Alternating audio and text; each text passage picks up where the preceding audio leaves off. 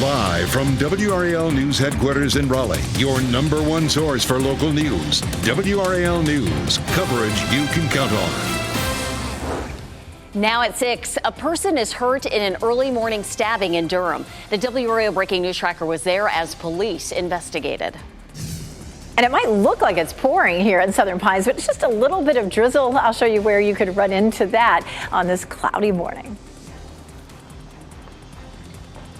Plus, I'm Brett Neese in Raleigh, where the skyline constantly changing, including 2 more towers here near Dix Park. Coming up, the event today that will also include a gift to the park. 7 candidates for the GOP presidential nomination square off and take shots at former President Donald Trump in his absence. You're not here tonight because you're afraid of being on the stage and defending your record. We take a look at some of the other big issues the candidates debated as they tried to gain ground. Straight up 6 a.m. September 28th. Welcome to your Thursday. I'm Jeff Hogan. And I'm Renee Chu. Great to have you with us. Yes, we're gaining ground toward the weekend where the weather is going to be fabulous. Today's going to be pretty nice. We're going to gain ground on a few degrees. Meteorologist Elizabeth Gardner with a check on the weather, and our morning starting off cloudy once again.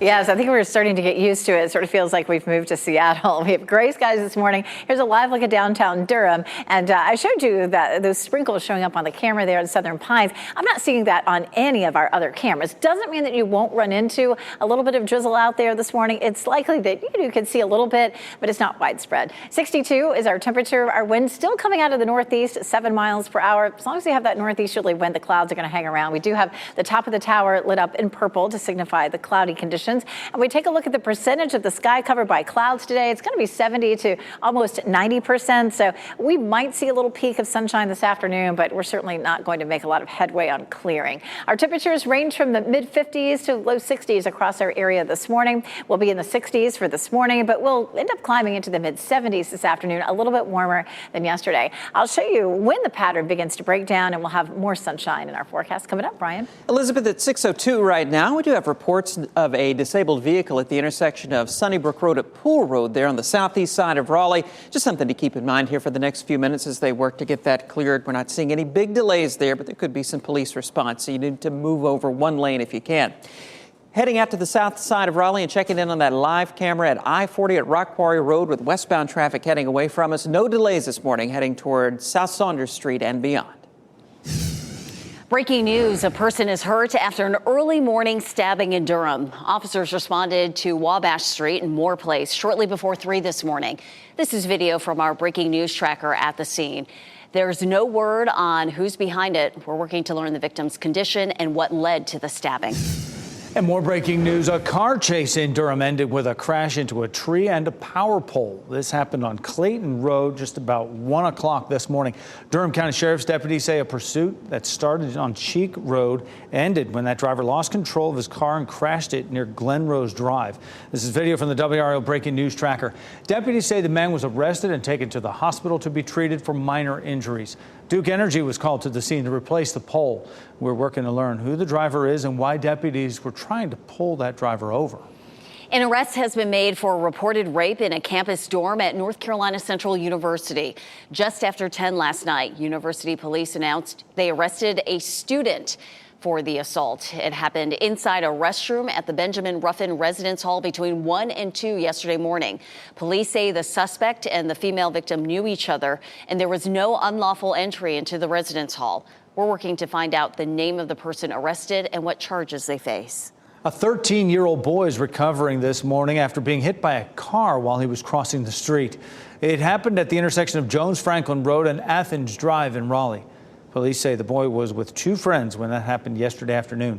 We're told he's expected to be okay. No word on whether the driver will be charged. Today marks 1 month since a shooting on the campus of UNC that left a professor dead. Today, the school's Board of Trustees will hear from campus leaders and safety officials. WRAL's Kelsey Coffey joins us live this morning from Chapel Hill. Kelsey, this is the board's first meeting since the August 28th shooting. Renee, good morning. That meeting will start in just a few hours here on campus at the Carolina Inn. And one of the most important things to note about this meeting is that UNC's Chief of Police and their Director of Emergency Management and Planning are on schedule to speak today. Now, this comes after 2 campus lockdowns earlier this semester. Today marks 1 month since the school went under lockdown after a campus shooting that left 1 faculty member dead and thousands of students, faculty, and staff in a panic. The second lockdown happened just over 2 weeks later when a man waved a gun at a campus bagel shop. Earlier this month, the university's chancellor announced that the school will launch an online survey that will allow the campus community to weigh in on their response to that deadly shooting. Today's meeting is scheduled for this morning at 9 o'clock. Kelsey Coffey, WRAL News, live in Chapel Hill. 7 candidates for the GOP presidential nomination are clamoring for the spotlight and taking their chance to attack former President Trump as he remains absent from the debate stage. Trump's challengers were on that stage at the Ronald Reagan Presidential Library in California last night for their second debate. His nearest polling rival is Florida Governor Ron DeSantis, and he was among the candidates who took shots at Trump. The candidates also clashed with each other over how to move forward in Ukraine. We don't even have control of our own territory. We have got to defend the American people before we even worry about all these other things. At the end of the day, when you think about the fact that if you want to keep American troops at home, attack on NATO territory would bring us and our troops in. Just because Putin's an evil dictator does not mean that Ukraine is good. Excuse me, if you The candidates also took aim at President Biden's economic policies. A new NBC News poll shows former President Trump is in a dead heat with President Biden. And happening right now in the WRAL Live Center, U.S. Army Private Travis King is back in the U.S. this morning. We are getting our first look at video of his arrival. He landed at Kelly Field at Joint Base San Antonio, Fort Sam, Houston, around 1:30 this morning. He was returned to American custody after he crossed into North Korea back in July. Many questions still remain, like what prompted King to enter North Korea and whether he will face any disciplinary action. King is expected to be taken to Brooke Army Medical Center in San Antonio. They actually have a program there to help Americans acclimate back to normal life after being detained. Durham police are working to track down the person who they say shot and killed someone in broad daylight. Investigators say it happened in the parking lot of Hillside Park. That's on Fayetteville Street. The WRAL Breaking News Tracker was on scene yesterday afternoon just before 4. A witness tells WRAL a large group of people were in the parking lot moments before shots were fired. We're working to learn the name of the person who was killed. We have a live look for you right now. This is Dix Park this morning, a view of downtown Raleigh. Get our first look at one of 2 20-story apartment buildings that will soon overlook the park. WRAL's Brett Neese joins us this morning. That'll mean big changes for that view we've become so accustomed to looking from Dix Park downtown, Brett.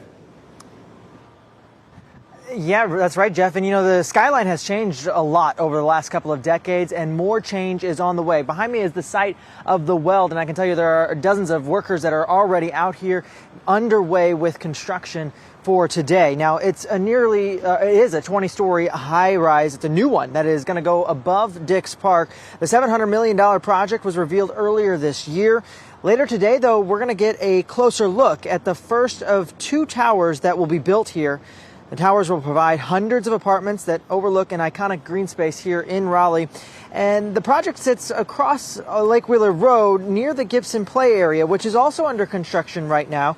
The weld is scheduled to be complete sometime in 2025 if all goes to plan. Part of the announcement today also includes the developers giving a gift to Dix Park. That all gets underway at 11 a.m. Live in Raleigh, Brett Neese, WRAL News. Breaking news. Police in Baltimore say they have arrested the convicted felon who's accused of killing a tech executive earlier this week. Police arrested 32-year-old Jason Billingsley early this morning after a days-long manhunt. He's accused of killing 26-year-old Pavel Lepere, the CEO of EcoMap Technologies. She was listed in the prestigious Forbes 30 Under 30 this year for social impact. Police did not immediately provide details about the arrest. They do plan to hold a news conference at 11 this morning. Today, House Republicans will hold their first impeachment inquiry hearing into President Biden. It's on Capitol Hill, where you're looking live right now. The House Oversight Committee will hold today's hearing in an attempt to explain why an inquiry is necessary. Republican leaders claim Biden was involved in and personally profited from his family's foreign business dealings. So far, they've not shown any direct evidence to back up those claims. The hearing gets started at 10 o'clock this morning. Coming up on Today, a live report from Washington on the shutdown standoff as the House shifts focus to the Biden impeachment inquiry. Today airs at 7 right after this newscast here on WRAL. The Powerball jackpot is getting close to $1 billion once again. It is now $925 million. For the 30th straight drawing, no one won the grand prize last night. Here are the numbers: 1, 7, 46, 47, 63. The Powerball was 7. The Power Play multiplier was 3. The next drawing is Saturday night at 11, right here on WRAL. The 82nd Airborne Division Chorus getting one more chance to shine on the America's Got Talent stage. Hook up, shuffle to the door. Stand up, hook up, shuffle to the door. Hand the pride out. How America voted as the Fort Liberty Chorus hoped to take home a big win in the finale. The Durham Bulls will be looking for a big win. One more chance to bring home another pennant. The winner-take-all game scheduled for tonight after last night's Game 2. Checking out our 7-day forecast. After today, there is more sunshine that should begin to reappear. I'll show you the pattern breakdown and change that's coming our way. As you get into your car, tune to WRAL News Plus on your radio. In Raleigh on 99.3 FM. In Durham, 96.5 FM. And everywhere on 101.5 HD3.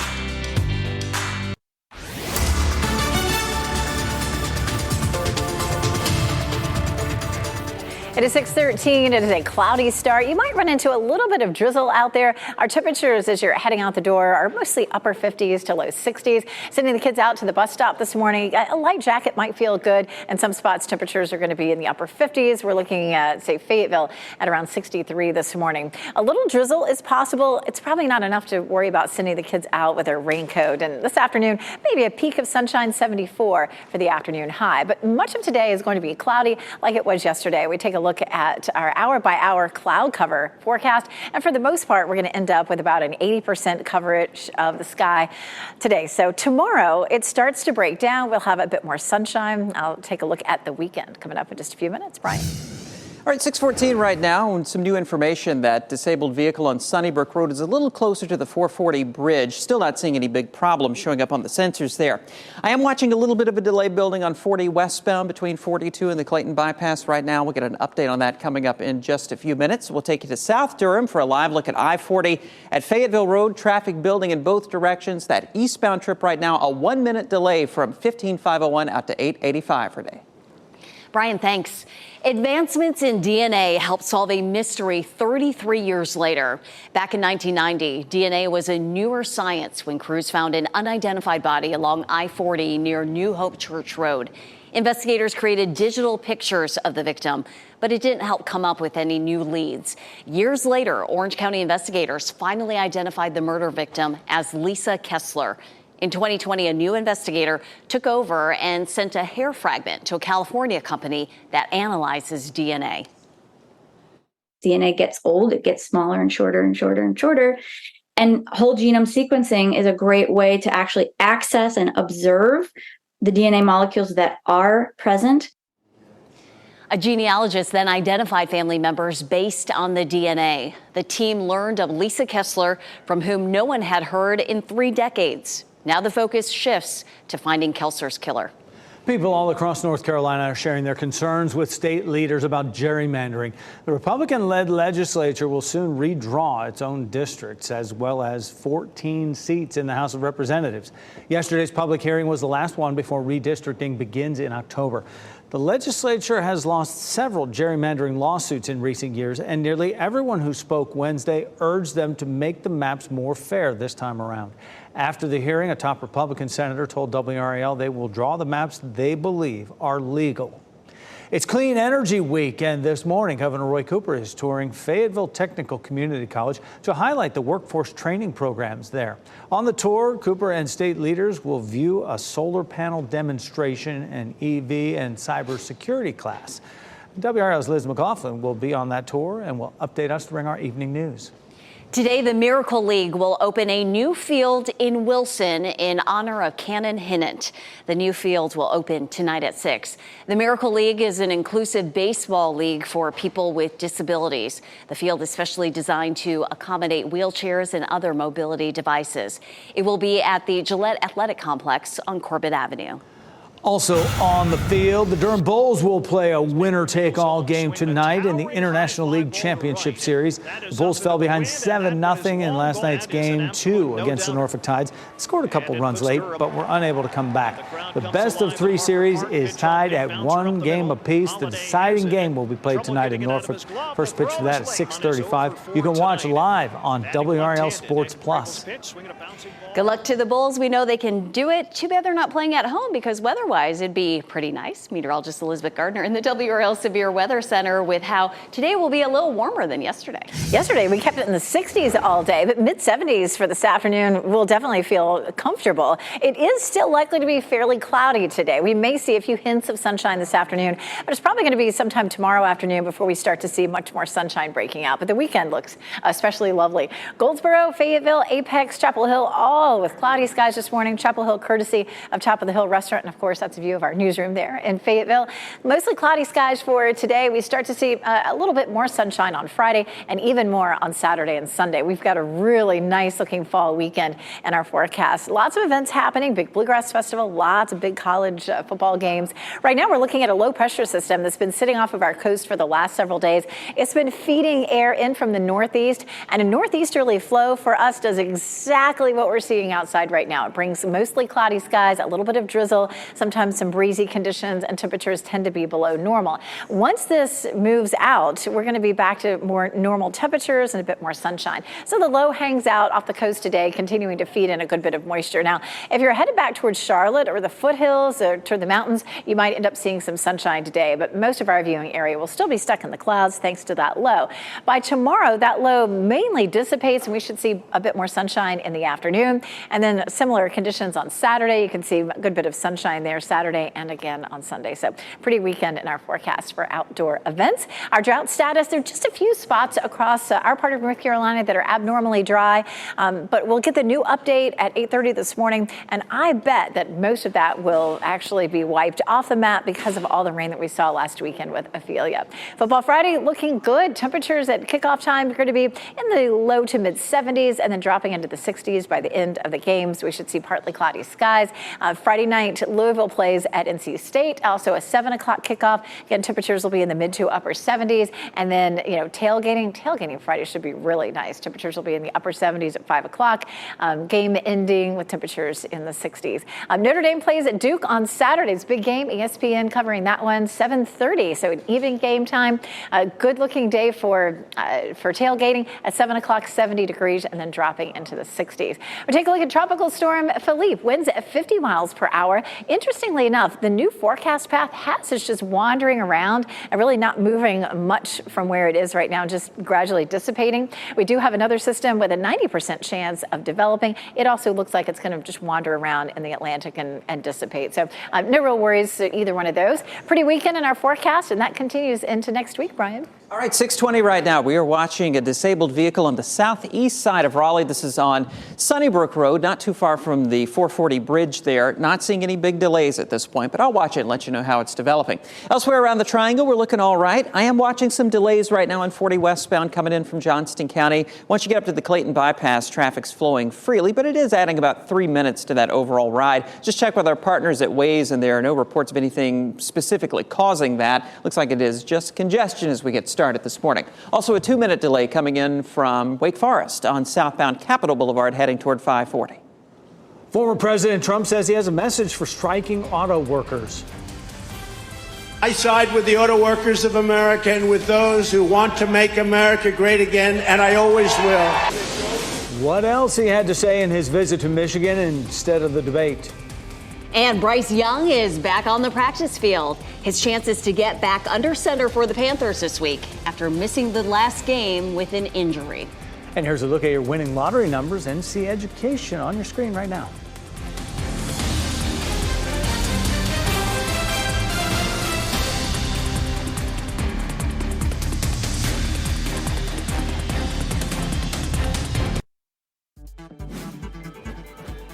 This What's Trending report, sponsored by Rug & Home. The next generation of virtual reality gaming is coming soon. Brian Schrader here now with What's Trending. Yeah, Mark Zuckerberg says Meta's new Quest 3 virtual reality headset is going to come out October 10th. And some of the new features include being able to play a virtual piano using your coffee table. There's also a new game that will let you build Lego sets in virtual reality. We're going to let Renee have a crack at this to see how the piano skills are on the coffee table. Hey, it's $500, which is $200 more expensive than their last headset. But they say it's more comfortable, so you can wear it longer, play longer. Of course, that's the catch, right? But do not bring them to the dinner table or to restaurants. I have this fear of just everybody wearing their headsets out there, just like we're on our phones. You know? Playing your piano. Well, it'll improve it. Yeah. Give us this day our daily Taylor Swift update. Duncan is selling Swift-inspired friendship bracelets online tomorrow as part of its National Coffee Day promotion. And Heinz is getting on the bandwagon here, selling promotional bottles of, quote, ketchup and seemingly ranch, end quote. That's in response to a viral tweet about what Swift was eating at last week's Kansas City Chiefs game. Look, everyone is trying to ride her coattails because the Taylor Swift effect is real, y'all. Travis Kelce's jerseys, sales went up 400% just because she went to the game. Are they not dating? Early stages. Well, if she shows up in New York for the Jets game, they're dating, 100%. Okay. We'll see. We know where the cameras will be focused on in that game. Yeah. No question. Brian, thanks for that. If you don't get on the Taylor Swift bandwagon, you get left behind. Yeah. Bryce Young is working toward a Week 4 return. The Panthers' rookie quarterback returned to practice yesterday after missing last week's game with an ankle injury. And the coaches say if he has a good week of practice, no setbacks, he will be the starter on Sunday. The Panthers will be looking to get their first win of the season. They're taking on the Minnesota Vikings, who are also looking for win number 1 on the year. You can watch that game on Fox 50 at 1 on Sunday. After that, the Patriots and Cowboys will face off at 4. When that game's over, turn it to WRAL for Football Night in America. And then Sunday Night Football. The Kansas City Chiefs are taking on the New York Jets at 8:15. You know, yesterday it was a little bit breezy. We'll see the same thing again today. We have a low sitting offshore. It's going to bring us some breezy conditions and a good bit of cloud cover. I'll show you when those clouds move out and we return to some nice weather coming up. NC Central University is asking students to be alert after a reported sexual assault in a dorm. What investigators are revealing about the person they arrested. Candidates for the Republican presidential nomination trade barbs with each other and aim them at former President Donald Trump. Why they say he's avoiding them on the debate stage.